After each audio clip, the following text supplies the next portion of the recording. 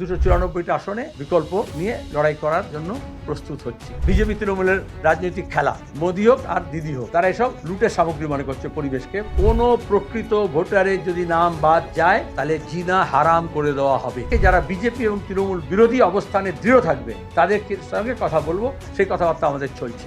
মন্দির মসজিদের রাজনীতি, হিন্দু মুসলমানের বিভাজন, বাংলাদেশি রোহিঙ্গিয়ার নাম করে আদিবাসী, তপশিলি, সংখ্যালঘু, তারপরে মহিলাদের উপর নির্যাতন বাড়িয়ে একটা উত্তর ভারতীয় সাংস্কৃতিক রাজনীতি করার চেষ্টা করা হচ্ছে।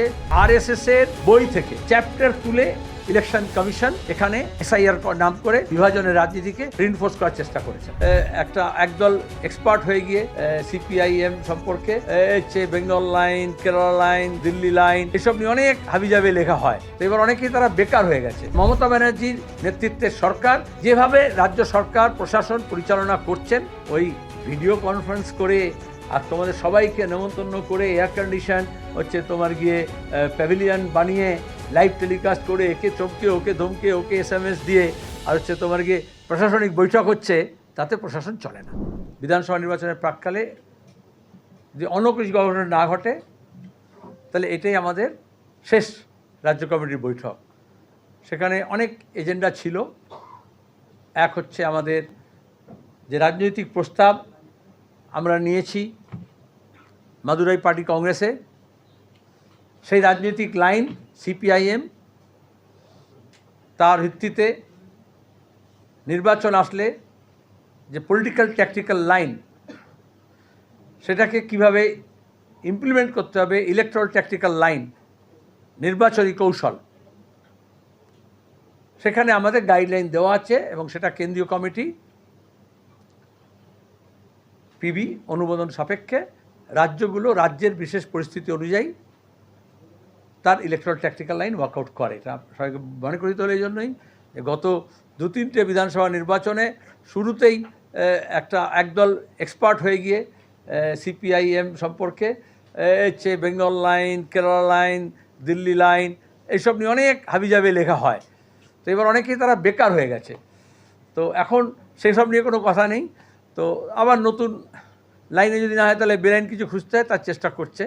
তো আমরা এই জন্য আমাদের পার্টির general secretary comrade MA baby এসছিলেন, আর আমরা ত্রিবান্ধমে আমাদের যে কেন্দ্রীয় কমিটির বৈঠক হয়েছিল জানুয়ারি মাসের মাঝামাঝি, সেখানে আমাদের রাজ্য থেকে আমরা বলেছিলাম এই হচ্ছে আমাদের নির্বাচনী কৌশল, নির্বাচনী যে কৌশল এবং তার ভিত্তিতে আমরা কি করতে চাই, এবং আজকে সেটা রাজ্য কমিটিতে আমরা ইউনানিমাসলি সেটাকে অ্যাডপ্ট করেছি এবং বেবির উপস্থিতিতে করা হয়েছে। মানে কেন্দ্রীয় কমিটির কাছে আমাদের যেতে হবে না, কারণ মধ্যে কেন্দ্রীয় কমিটিও নেই।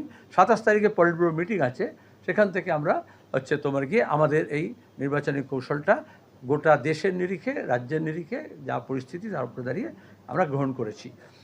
সেটার মধ্যে সার কথা হচ্ছে সিপিআইএমকে মজবুত করা এক, তারপরে সিপিআইএমের নেতৃত্বে বাম ফ্রন্টকে সংহত করা, তার ঐক্যকে দৃঢ় করা, তার উপর দাঁড়িয়ে হচ্ছে বাম ফ্রন্টের বাইরে যে বাম ব্যক্তি, দল, গোষ্ঠী আছে তাদেরকেও সমবেত করা।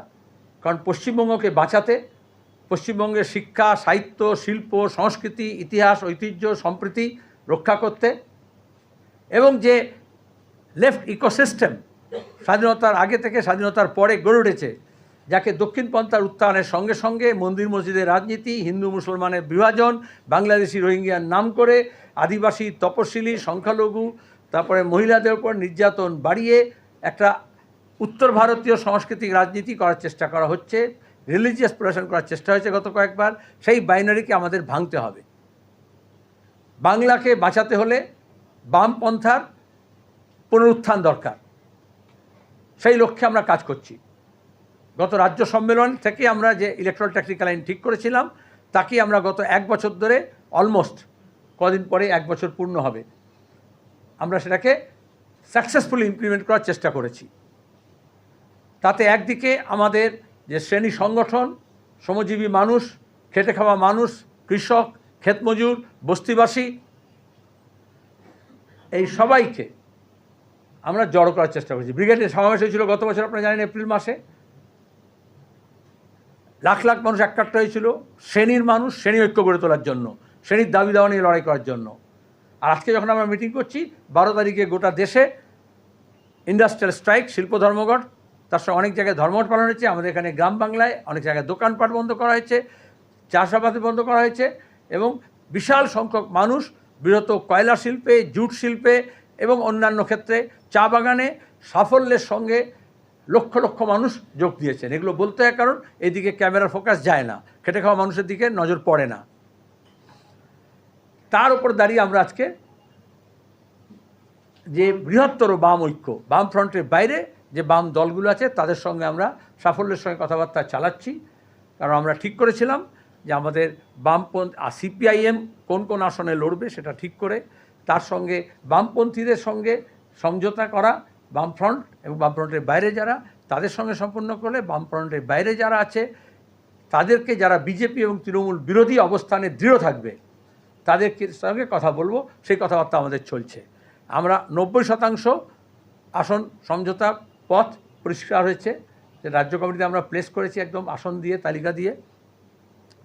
আর 10% আমরা বলেছি, কিন্তু কিছু হয় নিটিগ্রিটিস থাকে, এবং সামাজিক বিন্যাস, বিশিষ্ট ব্যক্তি, তারপর হচ্ছে ক্রীড়া জগৎ থেকে, চিকিৎসা জগৎ থেকে, আইনের জগৎ থেকে, সংবাদ জগৎ থেকে, আরও অন্যান্য সামাজিক ক্ষেত্র থেকে তাদের জন্য, এবং সামাজিক বিন্যাসকে বিরত আদিবাসী, তপশিলি, মতুয়া, মুসলমান সম্প্রদায়ের মানুষ, তারপর মহিলা, এইগুলোকে দেখে নিয়ে আমরা কিভাবে রাজ্যে একটা বাংলা বাঁচা বললে তো হবে না, একটা বিকল্প হচ্ছে তোমাকে দিতে পারি, সেটাকে পরিষ্কার করার জন্য চেষ্টা করছি। আমরা যেভাবে কাজ করছি অন্য বাম দলগুলো এবং অন্য সহযোগীরা করছে, এবং ক্রমাগত একটা আমাদের কনভার্জেন্স হচ্ছে। আজকেই কনভার্জেন্স করলে ভালো হতো বললে, কিন্তু সিপিআইএমের মিটিং করে তো আমরা কনভার্জেন্স করতে পারো। যে কনভার্জেন্স যদি করতে হয় তাহলে আরও বাকি শক্তিগুলোকেও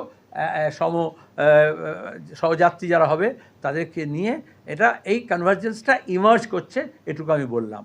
এবং যখনই ইমার্জ করছে তখন আমরা যে একেবারে সিঙ্গল মাইন্ডেডলি সমস্ত শক্তি নিয়ে ঝাঁপিয়ে পড়ব, ব্যাটল লাইন ড্র হয়েছে, লক্ষ্য স্থির হয়েছে, এবং আমাদের মোবিলাইজেশনটা যখন আমরা করছি তখন আমরা দেখলাম বাইনারি ভাঙার লক্ষ্যে যতটা আমরা এগিয়েছি, সেখানে যা হয়, যারা আমাদের সঙ্গে লড়ার কথা, সহযোগী হওয়ার কথা, তাদেরকে একটু খাবলে খুবলে নিয়ে যাওয়ার চেষ্টা করা হচ্ছে।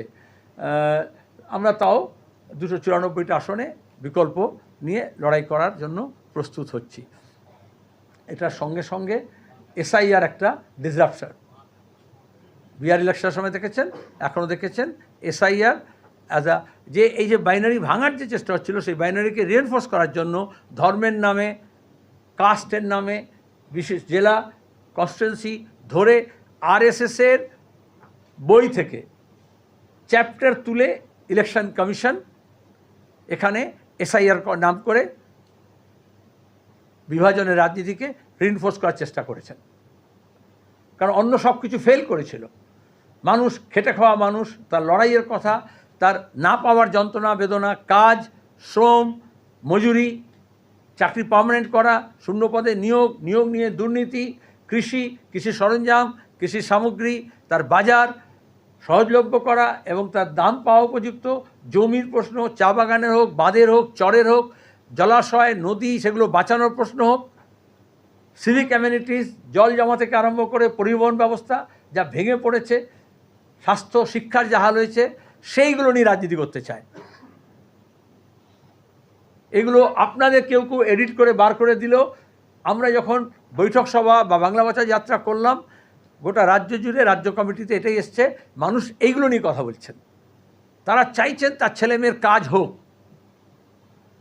আবার আমরা যে ডেটা পয়েন্ট পাচ্ছি তা নয়, আমরা যা পাচ্ছি তার ভিত্তিতে আমরা আন্দোলন সংগ্রামও স্থানীয়ভাবে গড়ে তুলছি। কোথাও আগে প্রেস কনফারেন্সে, কারণ বেবি বলেছিল খড়ি নদী, কোথাও জলঙ্গি নদী, কোথাও জলাশয়, কোথাও ইস্ট কলকাতার জলভূমি, এসব নিয়ে ব্যাপক দুর্নীতি হচ্ছে, পলিউশন হচ্ছে, পরিবেশ নষ্ট হচ্ছে।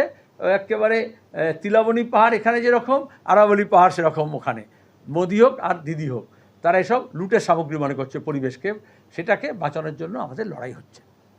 মানুষ এটা নিয়ে চিন্তিত। যদিও মন্দির, মসজিদ, তাদের মধ্যে ইনজেক্ট করার চেষ্টা করা হচ্ছে বাইনারি তৈরি করার জন্য। লোকে এসব নিয়ে পরিশ্রান্ত হয়েছে। আগে বিভ্রান্ত হতো, এখন ক্লান্ত হয়েছে। সেই জন্য এই খেটে খাওয়া মানুষের দাবি দাওয়া নিয়ে আমরা এই লড়াইটাকে সংযোগ করতে পারছি। তখন এসআইআর নিয়ে 3 মাস একটা trauma. West Bengal is undergoing a traumatic phase. যেন আমি ওয়েস্ট বেঙ্গল বলছি অ্যাজ আ হোল।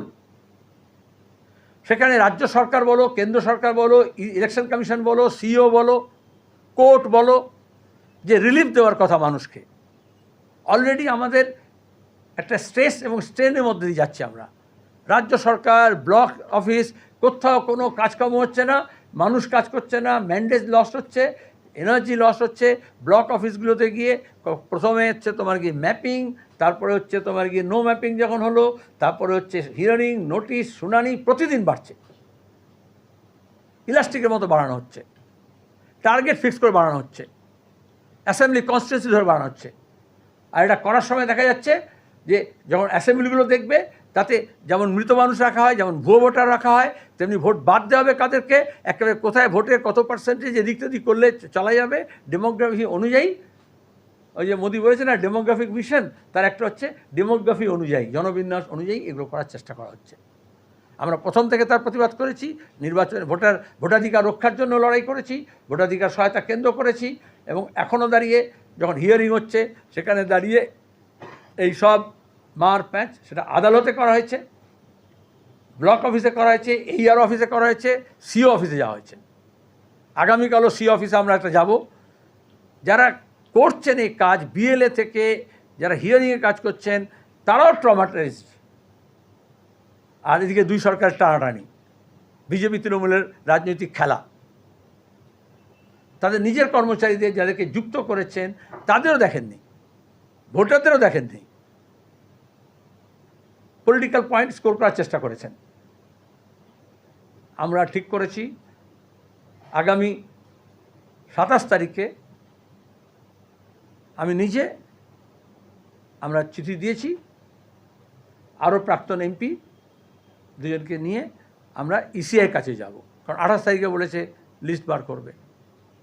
আজকে সুপ্রিম কোর্ট একটা দেখেছেন, আপনারা প্রশ্ন করবেন হয়তো, আগে আমি বাকিটা ডিটেলস তখন বলবো, কিন্তু কতটা অপদার্থ সরকার হলে, কেন্দ্র হোক বা রাজ্য হোক, কতটা অপদার্থ ইসিআই এবং সিও হলে, বলা হচ্ছে জুডিশিয়াল এতে এটা দেখা হবে, করা হবে, দরকার হলে জুডিশিয়াল অফিসিয়ালসকে এঙ্গেজ করা হবে।